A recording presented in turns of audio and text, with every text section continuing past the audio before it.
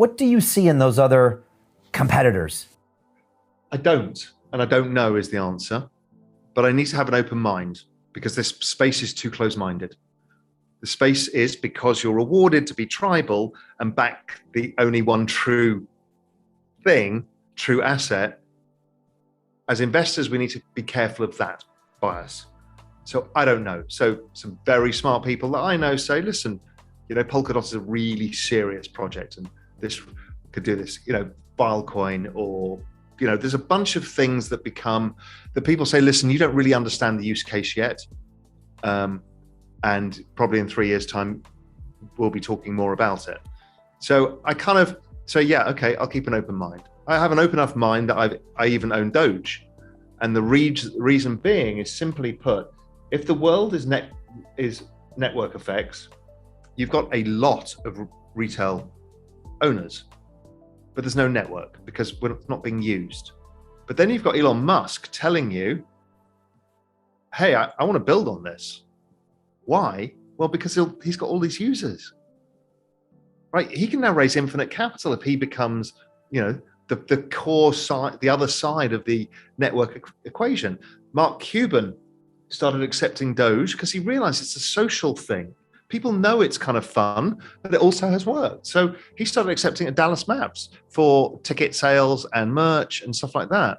So now you might end up building a network. So again, I keep an open mind to all of this.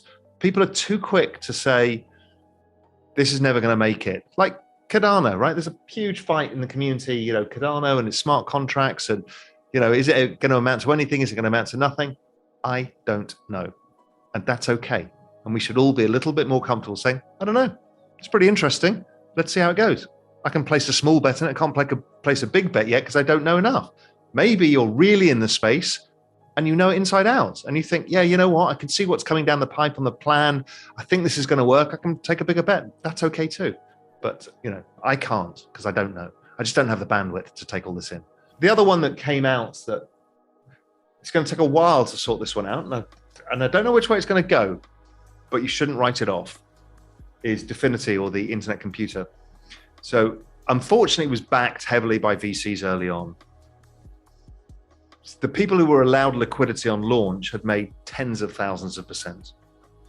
And so retail got pretty burnt into that equation. That was ugly and not good and not honorable. I've got several friends who invested in it and they're all locked up still, but there's a bunch that weren't. So that was not good. What those guys have built, I don't even understand. I can't, I've interviewed them. I don't really know, but I kind of figure it's big. It's kind of like, when we first spoke to Charles Hoskinson on Real Vision 2016, 15, it was the same. It's like, it sounds pretty big. I don't know. And Dfinity's, it fell 90 something %. Is that a small call option on something? Could it be worth zero possibly? I don't know. We just have to keep our eye because, even though the adoption is exponential, each token has to go through its adoption curve or failure. And we don't, that takes a bit more time than we think. While we see the whole space doing this, it's really driven by Bitcoin, Ethereum, and DeFi. The other protocols, it's going to take more time.